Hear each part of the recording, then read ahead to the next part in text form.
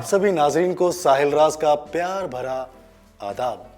हमारे इस प्रोग्राम में नाजरीन हम बात करेंगे आपकी और आपकी सेहत की, क्योंकि हम फिक्रमंद हैं आपके सेहत के।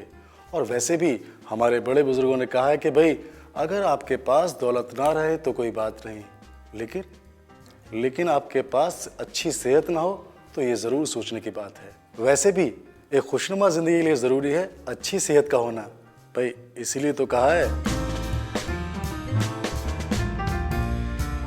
पुराने वक्त में जब इंसान बीमार हो जाया करता था तो वो कुदरत की दी हुई नेमतों से उसका इलाज किया करता था। उस वक्त वैद्य हकीम हुआ करते थे जो कुदरती अशियों से उनका इलाज किया करते थे। ये कुदरती अशियाँ आज भी इस्तेमाल की जाती हैं। दोस्तों, जिस तरीका इलाज के बारे में हम आपको बताने जा रहे हैं उसका नाम है Ayurvedic therapy.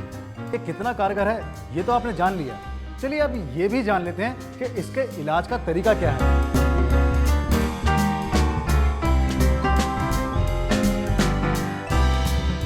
As per Ayurveda शरीर में 3 प्रकार के दोष रहते हैं, वात, पित्त, कफ। ये हमारे पंच महाभूत पद्धति, जो हमारा एवोल्यूशन ऑफ अर्थ है, उसके हिसाब से 5 महाभूत हैं, आकाश, वायु, तेज, जल और पृथ्वी। ये 5 के 5 महाभूत हमारे शरीर में किसी एक परिदृश्य में अपनी रिप्रेजेंटेशन देते हैं। तो वात, पित्त और कफ ये 5 महाभूतों की ही रिप्रेजेंटेशन हमारे शरीर में है। वात जिसको हम वायु बोलते हैं, पित्त जिसको हम अग्नि बोलते हैं, और कफ जो कि पृथ्वी और जल महाभूत का सम्मिश्रण है, ये हमारे शरीर में उपस्थित है और यही हमारे शरीर को नियंत्रण करते हैं, यही हमारे शरीर का धारण करते हैं और यही हमारे शरीर को दूषित करते हैं। हमारे शरीर में जितनी भी बीमारियां होती हैं वो इन्हीं वात, पित्त, कफ के दोषों को दूषित कर देने की वजह से ही होती हैं। दोष या तो बढ़ सकते हैं या घट सकते हैं। इसी प्रकार हमें दोषों की चिकित्सा करनी होती है। बढ़े हुए दोषों को कम करना और कम हुए दोषों को बढ़ाना ही चिकित्सा का सिद्धांत है, आयुर्वेद की चिकित्सा का सिद्धांत है। दोषों का बढ़ना या कम होना हेल्थ है। मतलब अगर वो साम्यावस्था में है तो हेल्थ है, अगर वो बढ़ जाते हैं या कम हो जाते हैं तो बीमारी पैदा करते हैं वो काफ़ी।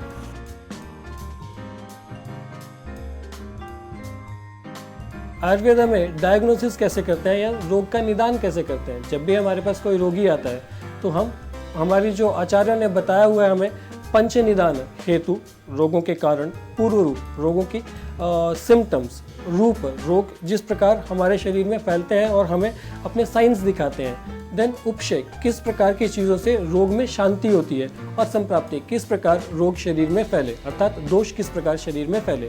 ये एक 5 हमारे पास मेथड्स हैं जिनसे हम डायग्नोस करते हैं। उसके बाद कुछ आचार्यों ने अष्ट परीक्षा बताई है। उसमें हम नाड़ी, मल, मूत्र, शब्द, स्पर्श, दृक, आकृति और इन 8 पद्धतियों से हम डायग्नोसिस करते हैं। नाड़ी देखते हैं, मल परीक्षा करते हैं, नेत्र परीक्षा करते हैं। उसके हिसाब से हम रोग का निरीक्षण करने के बाद, उसका रोग विनिश्चय हो जाने के बाद पंचकर्म से चिकित्सा करते हैं। पंचकर्म हमारे हैं वमन, विरेचन, बस्ती, नस्य, रक्तमोक्षण। इनके साथ साथ बहुत सारे उपकर्म हैं जिनको सम्मिलित किया जाता है रोगी को इलाज करने के लिए।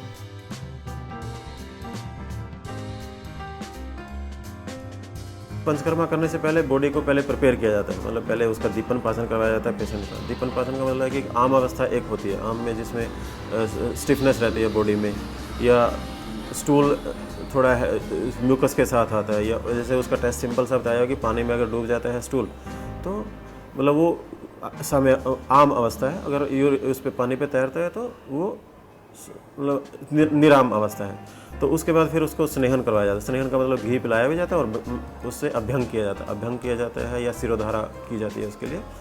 फिर स्टीम देके, मतलब स्वेदन देके, उसके जो दोष हैं, जो भी दोष बढ़े हुए हैं उनको उसमें ले जाता है, इंटेस्टाइन में ले जाते हैं। अगर कफ बढ़ा हुआ है तो वो स्टमक में आके उससे वमन से निकाल देते हैं। अगर पित्त बढ़ा हुआ है तो उसको इंटेस्टाइन में ला के विरेचन से निकाल देते हैं। और वात बढ़ा हुआ है तो उसके लिए अनिमय का एक कोर्स बताया, वस्ती का, स्थापन वस्ती, निर्वस्ती अल्टरनेटिवली देते हैं उसको। और अगर ऐसे कुछ ऐसे नेक, गर्दन से ऊपर के दोष हैं, जैसे कफ, जैसे साइनस में है या आई डिसऑर्डर्स में है या फेशियल पैरालिसिस में या माइग्रेन में है, तो उसमें नस्य दिया जाता है। बेसिकली सिर में कोई तेल डालते हैं, तेल या घी डालते हैं या कोई पाउडर डालते हैं नाक में, और फिर उसको दोष उससे बाहर निकलाते हैं। ये पंचकर्म है बेसिकली।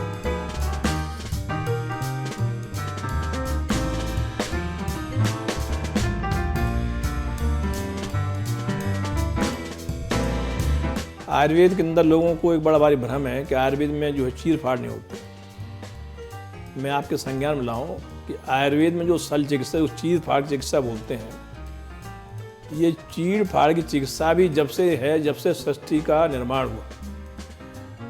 और आयुर्वेद में जो है सारी सर्जरी, जितनी जनरल सर्जरी है, सारी जनरल सर्जरी हो, सारी चिकित्सा का, उसका सल चिकित्सा का वर्णन भी है और कई सेंटर्स पे लोग अच्छी सर्जरी कर रहे हैं।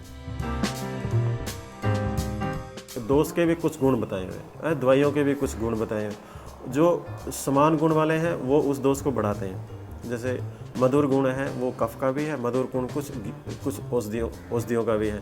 तो अगर कफ की कमी हो गई हो तो कफ बढ़ाने के लिए मधुर वाली दवाइयाँ दी जाती हैं। फिर जैसे रुक्ष गुण है, एक वायु का गुण है, वो जैसे सर्दियों में रुक्ष ड्राइनेस थोड़ी बढ़ भी जाती है, तो उसके लिए स्निग्ध गुण वाली मेडिसिन दी जाती हैं। ऐसे मतलब दवाइयों का और आदमी की प्रकृति का और दोषों का, इनका आपस में मतलब रिलेशन बताया हुआ है कि भाई साम दोष वाले बढ़ाते हैं और कम करते हैं। इस हिसाब से दवाइयाँ चूज़ की जाती हैं। मतलब दवाइयाँ ये देखी जाती हैं इसमें ये वात की वजह से रुक्षता बढ़ी हुई है, वात की वजह से शीतता एक होती है जिसकी वजह से स्टिफनेस वगैरह बढ़ जाती है।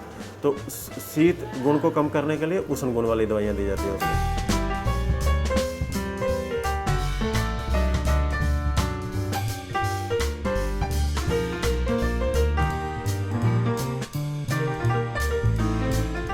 एक्चुअली दो प्रकार की औषधियाँ हैं, एक तो शास्त्रोक्त है, एक पेटेंट है। शास्त्रोक्त का मतलब होता है क्लासिकल, जैसे चूर्ण है, बटी, अवले। इनका जो देने का तरीका है वो भी चिकित्सक के ज्ञान पर है। वो बटी गोली में फॉर्म में देना चाहता है या चूर्ण में देना चाहता है, गोली से ही ट्रीट करना चाहते हैं या आसब से, या there are different methods of drug giving to the patients. देखिए बेसिकली कुछ तो जड़ी बूटियाँ हैं हर्बल प्लांट्स हैं और कुछ मेटल्स भी यूज़ करते हैं, मतलब उनको प्रोसेस करके उनको यूज़ करते हैं।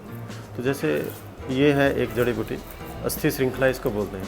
तो ये ऑस्टियोफोरोसिस, ऑस्टियोआर्थराइटिस और जितने भी मतलब जैसे किसी को बार बार फ्रैक्चर्स होते रहे, ऐसे लोगों को हड्डियाँ मजबूत करने के लिए बेसिकली इसका यूज़ करते हैं। तो पहले तो क्या था, इसका सबरस देते थे, मतलब इसका रस निकाल के या तो इसका काढ़ा बना के देते थे। अभी हम लोग इसको काढ़ा बना के उसको फिर उसका जो पानी है उसको इवेपोरेट कर देते हैं एक मतलब मिनिमम टेम्परेचर पे, ताकि धीरे धीरे ऐसे इवेपोरेट हो जाए, जो भी प्रोसेस हमारे आयुर्वेद में दिया हुआ है। और उससे हम ऐसे इस टाइप के कैप्सूल बना लेते हैं, फिर कैप्सूल में फिल करके लेना आसान हो जाता है, डोज भी स्टैंडर्डाइज हो जाती है उससे।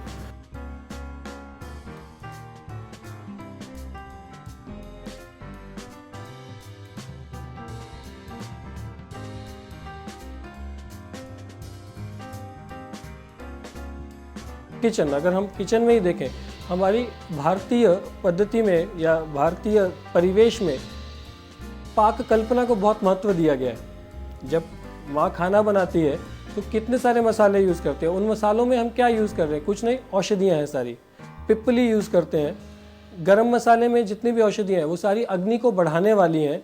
उसके बाद हम काली मिर्च यूज़ करते हैं जो अग्नि को बढ़ाती है, दोषों का पचन करती है। इस प्रकार बहुत सारी औषधियाँ हैं जो हम यूज़ करते हैं प्रतिदिन हमारे जीवन में। नाजरीन, हमारा मकसद इस प्रोग्राम के जरिए था आप लोगों को तरह तरह की थेरेपी से रूबरू कराना, और उम्मीद करते हैं कि हम अपनी इस छोटी सी कोशिश में ज़रूर कामयाब रहे होंगे और आप सभी ने बहुत फ़ायदा उठाया होगा, और आगे भी हम ये सिलसिला जारी रखेंगे। तब तक रहिए खुश और रहिए सेहतमंद, और अपने दोस्त और अपने होस्ट साहिल राज को दीजिए इजाज़त। खुदा हाफिज़।